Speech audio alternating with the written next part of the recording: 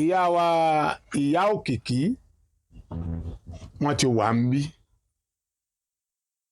olùsọ́nà ti wà ń bí báyìí àti ìrí Tóyìn sọ́wọ́ à ń sàlẹ̀ àkọ́màbọ̀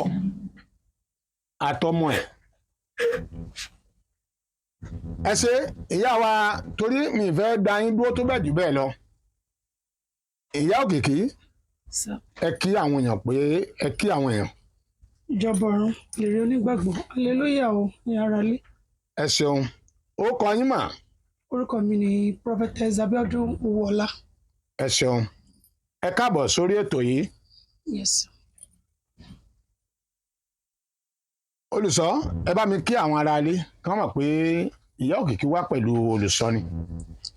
Ó kí gbogbo ará ilé o. Ẹ ṣeun àmọ́ ó kọ yín olùṣọ́. Ní alàgbà Fẹ́mi Owóọlá. Ẹ ṣeun níjẹjọ mo rò pé ìyá òkìkí ẹ gbọ́ wá ń jẹjọ ìyá wa kan Bàṣírá àbí tọ́jú ìyá Tóyìn wọ́n pè wọlé wípé ọmọ àwọn Tóyìn láti 2001 ni wọ́n ti wà ní Tóyìn àtọmọ ẹ ti wà ní ilé ìjọsìn táwọn sì ń gbìyànjú láti lè mú Tóyìn kó mbẹ ṣùgbọ́n wọ́n fẹ̀sùn kàn yín pé ẹ ò gbà Tóyìn náà ọfà akẹkọrí wọ́n ní kódà ńgbà kan àwọn tó wá gbé ọmọ ẹ̀ wọ́n ní ṣe Tóyìn tó wá mú ọmọ yẹn pa lọ́dọ̀ àwọn ṣùgbọ́n báyìí ní ìbápẹkẹ ẹjẹ á ṣe Tóyìn kí ni nǹkan tó ṣẹlẹ̀ láàrin wa àti mọ́mí ẹ tó fi di pé ó di èrò ilé ìjọsìn ìyá wa ìyá òkìkí. Mo ṣe wedding ìgbà tí mo dẹ̀ ṣe wedding tán mo bímọ so ọ̀nà ìgbà tí mo fi bímọ yẹn operation ni mo fi bí ọmọ yẹn ìgbà tí mo wá bímọ yẹn tán mo wá kó lọ́tà because ọwọ́ yẹn operation yẹn yín ọwọ́ wọn á fi wá fi gbé mi wá sí Abẹ́òkúta ìgbà tí mo jẹ̀ dé sí Abẹ́òkúta ní láti gba yẹn ṣá so mo máa ń wá sí ilé mo máa ń lọ padà sí ibi tí wọ́n ti máa mi tọ́jú operation yẹn ìgbà tó jẹ́ ìyá èmi àti wọn máa ń jà nọ́mà pé ṣe bó ti máa rí ọ̀rọ̀ kékeré kan ọmọ rẹ̀ sì máa pariwo lé mi lórí mo jẹ́ ìrọ́rẹ́ mi kọ̀ọ̀rẹ́ mi yẹn ní jẹ́ ká lọ sí NIVG ìgbà tí mo yẹ díbẹ̀ mo rí pé ẹ̀mí mi mú pé ìgbà tó yẹ pé àti mo ti débẹ̀ wọn ò lo nǹkan dúdú ń bẹ̀ wọn ò ṣẹ́ ní tìrí pé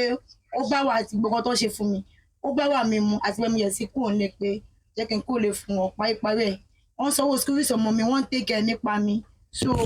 wọ́n yẹ pé nígbà mi pé ó wá sọ́dọ̀ mi máa ní mo wà òkè ọmọ mi wà òkè ọkọ mi jẹ́ mọ̀ ibi tí mo wà so kì í ṣe pé wọ́n fògùn mú mi síbi ọkàn rárá o. sọ ma pé ẹni tá à ń sọ̀rọ̀ rẹ̀ yìí ìyá tó bí ọlọ́mọ ni àbí. bẹ́ẹ̀ni. nǹkan tí mo fẹ́ gbìyànjú àti mọ̀ ni pé ìyá yìí sọ pé àwọn wá sọ́dọ̀ ẹ wípé ìṣèlú ọ̀tí ẹ̀ fẹ́ rí àwọn síyá yìí ṣe ẹ ni. wọ́n ò ṣẹ̀ mí wọ́n tún ṣẹ̀ mí reason why mi pé ọpẹ́lọpẹ́ yàdúrà yìí ló ń bá mi tọrọ wedding mi because yàrá tí màá tọkàn dá sí ìjà àṣẹ wedding ayé gbọ́ òun mọ̀ gbàtọ́ jẹ́ ìjíjọ́ ìṣòro oníkálukú wọn ṣe kíni wọ́n túká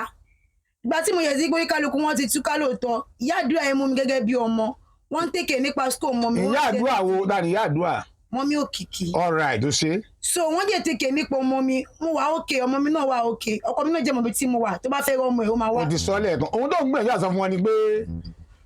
ìyá òkìkí tí wọ́n jẹ́ olùdásílẹ̀ ilé ìjọsìn yìí wọ́n ń gbìyànjú wọ́n ń tèkè ọmọ tó bí yìí wọ́n san school fees wọn wọ́n ń tọ́jú yín wà àtọmọ rẹ̀ bó ti tó àti bó ti yẹ ọ̀dà a máa pe mọ́mì ẹ̀ náà padà ẹ bá mi pe mọ́mì wọn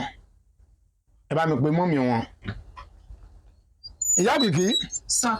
kí lẹ rí sọ sí ọ̀rọ̀ yẹn kó tó di pé a pè ya yẹn. ọ̀rọ̀ yẹn ti ẹ̀rù mi lójú. ẹ ṣàlàyé. torí pé ẹ̀kan ṣoṣo ni mo mọ mọ́mì ẹ̀. ẹ mọ mọ́mì wọn dáadáa. bẹ́ẹ̀ni torí nígbà tó ti wá tó ti dúró sí church mo ní kó lọ pè yẹ wá kó tó lè dúró sí church ó dẹ̀ lọ pè yẹ wá yẹ ẹ̀ dúpẹ́ lọ́wọ́ mi. mo wá béèrè pé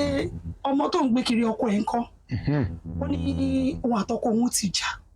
mo ní báwo lẹ ṣe ń ṣe ó ní ọkọ òun nítorí mọ́mì òun lòun ò ṣe lè fóun padà mo dẹ̀ gbìyànjú mo wá ọkọ ẹ̀ mo pè é mo dẹ̀ bá wọn yanjú ẹ̀ bọ́ ọkọ ẹ̀ láti máa sọ pé kíyè òun tó kú ní kóun má fẹ́ ó ní kó má fẹ́ Tóyìn mọ́ nítorí ìyá ẹ̀ wípé ìyá ẹ̀ nǹkan tó gbóhùn pọ̀ ó pọ̀ gan-an ọkọ ẹ̀ náà yẹ kó wà níbí báyìí bọ̀ nọ́mbà ẹ̀ wà níbí báyìí. ọ̀dà òun tẹ́ ń gbèjà sọ fún wa ni pé ọkọ Tóyìn ń sọ fún yín wípé ńgbà téyìn bẹ̀rí Tóyìn ẹ gbìyànjú láti lè parí ẹ̀ dá lọ́kọ ẹ ẹni báyìí lọ́kọ rẹ bẹ́ẹ̀ ni mo dẹ̀ ń gbé tiẹ̀ wá. kí lọ́sẹ̀ láàrin wa àtọkọ ẹ bá pe ọkọ ẹ wá ṣọ́ọ̀ṣì bẹ́ẹ̀ ni ẹ wá ń bá wọn ṣètò ọ̀rọ̀ wọn bẹ́ẹ̀ ni ẹ wá ń sọ fún wa sí pé ọkọ Tóyìn ń sọ fún yín pé mọ́mí òun ní kó wọn má fẹ́ Tóyìn bẹ́ẹ̀ ni kí ló dé tí mọ́mí ẹ ní kó má fẹ́ Tóyìn ó ní nítorí ìyá Tóyìn àwọn pọ̀ pé ìwàhálà ìyá Tóyìn pọ̀ bẹ́ẹ̀ ni. kí tún ni allegation tó fi kan ìyá Tóyìn. nǹkan tẹ́mi mọ̀ mọ́ ni èmi ò kí fi bẹ́ẹ̀ sí ní chọ́ọ̀chì yẹn agodo ni mo máa ń wà dádì yìí ló máa ń wà ní chọ́ọ̀chì ṣùgbọ́n ọjọ́ tó mi mọ́jú ẹ̀kún yẹn lọ tí ìyá Tóyìn bá wa tó bá lóun fẹ́ jẹ́ kọ́ ọmọ òun kúrò ní chọ́ọ̀chì dandan ní kí ní kó ọmọ ẹ̀ máa kó kúrò ní chọ́ọ̀chì ìgbà tí ò ń ṣe pé Tóyìn nìkan ló wà ní chọ́ọ̀chì kò sí nǹkan tó ń ṣe fún mi èmi gan mo tún ń lù zowó ọmọ ẹ̀ ó ti tọ́ ọmọ ọdún 6 kó lè wà láyìíká kó má lọ school èmi ni mo ń sanwó school ẹ̀ gbogbo everything but wọ́n ní lọ́jọ́ kan ó wá mo lọ sórí òkè wọ́n ní mọ́mi Tóyìn wá gbé ọmọ yẹn lọ oṣù 3 àwọn ò jẹ́ kọ́ ọmọ yẹn lọ sí school dáadáa orí ọmọ yẹn wọ́n lọ fa kúrò ìyẹn ìyá yẹn màmá yẹn wọ́n fa kúrò nígbà tí ọkọ ẹ̀ níta ló fà dàda mo láti sọ pé kó parọ́ pé church ló ipò ti ta kòkò torí mi ò fẹ́ dájà sílẹ̀ láàrin bọ̀bọ́ yẹn àti torí mò ń ṣàtúnṣe lọ́wọ́. ọ̀rẹ́ mò ń bọ̀